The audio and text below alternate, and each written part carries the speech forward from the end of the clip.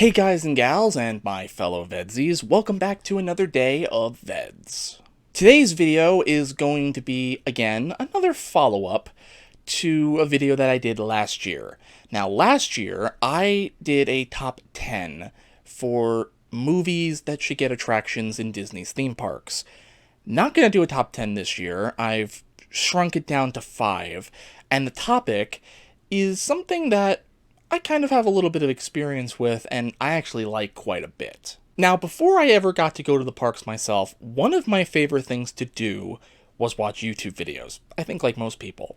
However, one of my favorite subcategories of videos to watch were actually character videos. As a matter of fact, one of my favorite subsection of videos to watch are videos out of California in Disneyland featuring Alice and the Mad Hatter. And that got me thinking, what other characters that are currently masks would I love to see make the jump to a fully formed face character, to be able to interact more with the guests at the resort? And that is what today's video is all about. A top 5 list of characters that should become face characters. The only caveat or rule is that the characters have to be, at least at the point I am making this video, meetable at one of the Disney parks around the globe. So without any further ado, let's get to number 5.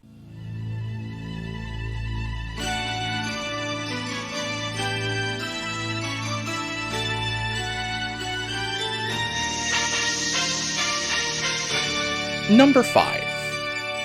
Okay, so number 5 is kind of in the same vein as Alice and the Mad Hatter, because for those of you who may not know the history, the Mad Hatter was originally a masked character.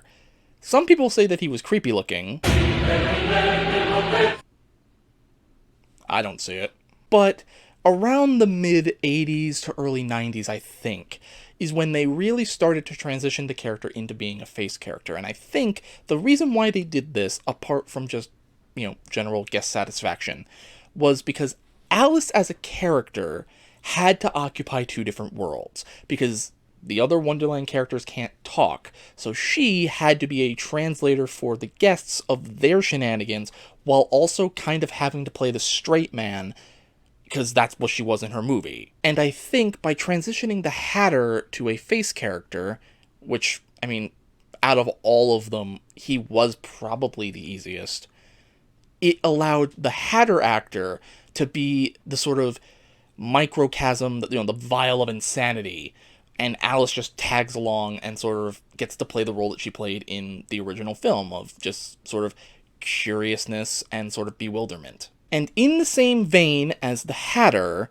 number 5 is the Queen of Hearts. And really, the reason why I would transition her from mask to face is kind of twofold. Number 1, she could occupy the exact same, sort of role that the Hatter does.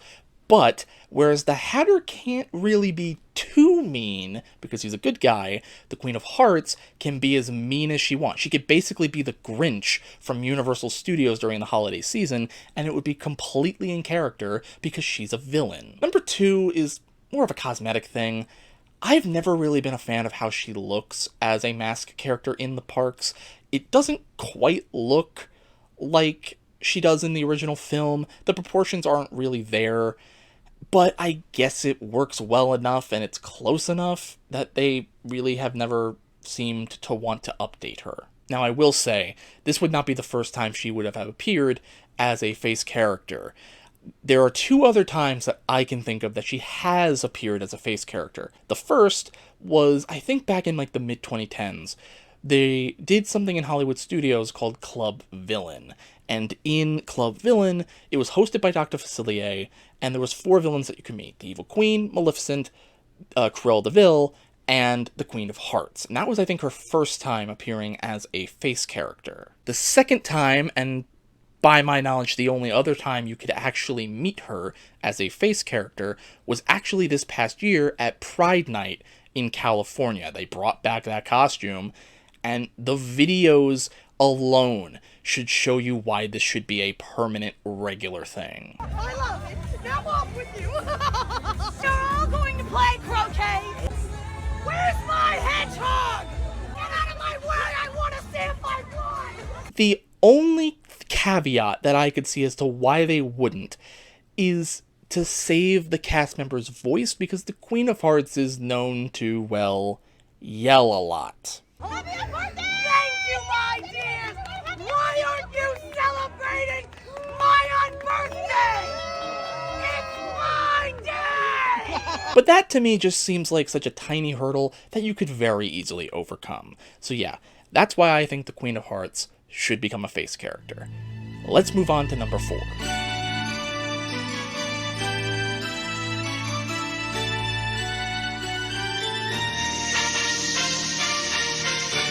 Number 4. Okay, so number 4 is kind of a newer fur character, is what they're officially called, but mask character. She's kind of a newer one. She's not a newer character, but she's newer to the parks. And that is Edna Mode. I'm gay.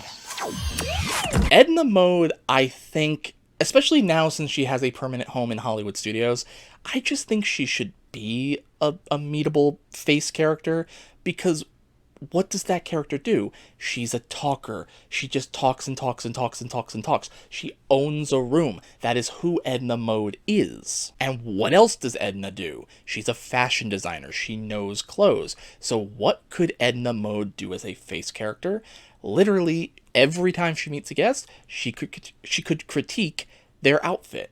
And I just think, really, out of all of the characters from The Incredibles, Edna is probably the easiest one to do. And I'm saying that because they've actually done it, albeit once, on the Disney Cruise Line, with all 4 Incredibles. Bob, Helen, Mr. Incredible, and Elastigirl, Frozone, and Edna. And let's just say, Edna probably is the best one out of all of them. So yeah, again, kind of a shorter one, but yeah. Let's move on to number 3.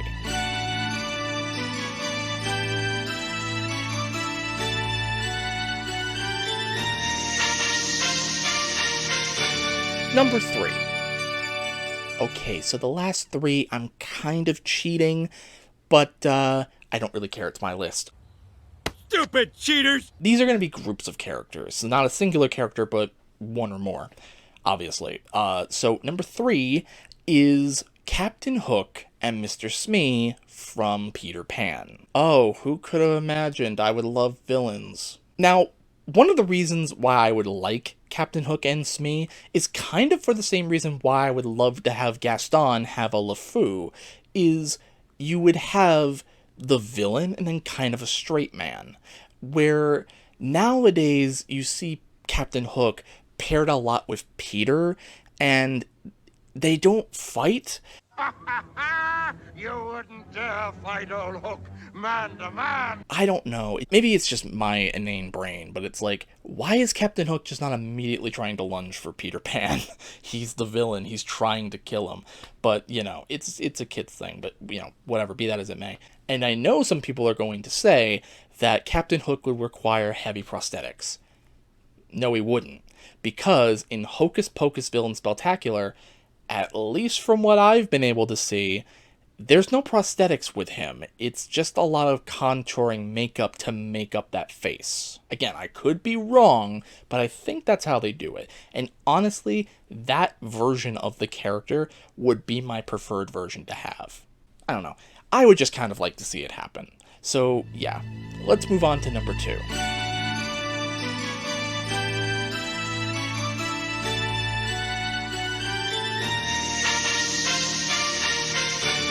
Number 2.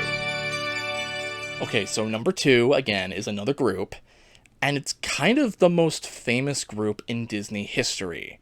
The 7 Dwarves from Snow White and the 7 Dwarfs. Now, kind of like the Queen of Hearts, one of the reasons why I would love to see the 7 Dwarfs transition to being face characters is because I've never really been too big of a fan of their current park iterations. Mostly because they are huge, and sometimes they can tower over the Snow White. Now, another reason why I would love, especially for the 100th, to see the 7 Dwarfs become, face characters, is because they should be. What are their names? Are their personalities? Happy's happy, grumpy's grumpy, sleepy is sleepy. And you don't really get that with a static face. Maybe apart from Grumpy and Happy. And my preferred version of these characters would be the way they looked in Seven Dwarfs garb at the old Snow White and Enchanting new musical at Disneyland. And we know they still have those costumes because at, I think, Sweethearts Night, which is like their Valentine's Day thing at Disneyland, they've, on 2 occasions, well, obviously more, but, for 2 years consecutively, brought out Snow White and the Prince wearing their stage show costumes. So they do have them. And I also don't think it would require a lot of heavy prosthetics, because the way they did them in the show, I believe, is that their dwarf, sort of the more rounded noses and the beards and the eyebrows were all tied to their caps. And again, I think what better way to celebrate 100 Years of Wonder than to bring out, for the first time, permanently, the 7 Dwarves as face characters. But that's not the end of the list, because there is still one more. Number 1. And if you couldn't see this coming, that is on you.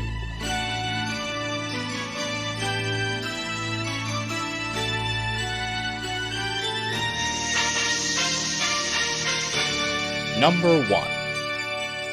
Again, my list, so I get to make the rules. Number 1 is, of course, the genie and Jafar from Aladdin. Now, hear me out. I know some people are going to say that these characters would require heavy prosthetics. The genie especially. He's blue. That's fair. But not only have they brought out Jafar for, again, Sweethearts Night this past year. Call me Disney. I would literally do it for free. But I would also be okay if the version of the genie we got was like the Broadway suit, where he's blue, but he's also not. His costume's blue, and it translates for the genie. And above all else, one of the reasons why I would love this is I think Disney likes to do with their face characters a lot of pairing. Alice and the Mad Hatter, Peter Pan and Wendy, Mary Poppins and Bert, Genie and Jafar. It writes itself. They literally did this in Aladdin, a Musical Spectacular. The amount of roasts that Genie could levy Jafar's way, and he has to take it. Poof. You're the Sultan. Thank you. They're not booing you, they're cheering for me. Boo! I hope you enjoy being the Sultan. In a few months, Jay Leno's gonna come take it back. That's scary face. I bet if we went to the Haunted Mansion together, you'd come out with a paycheck. Oh! Up top! Yeah! Okay. Sorry. You look very good as a Sultan. You do look really good up close. You look better from Jafar. Oh,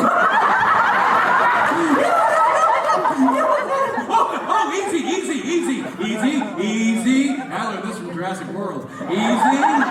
I mean, I would book a trip right away. I would go broke if they did this tomorrow, and I would still go. So yeah, is number 1 a selfish choice? You're damn right it is, but it's my list, so that's number 1.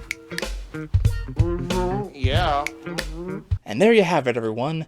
There was my list for the top 5 fur or mask characters that should become face characters.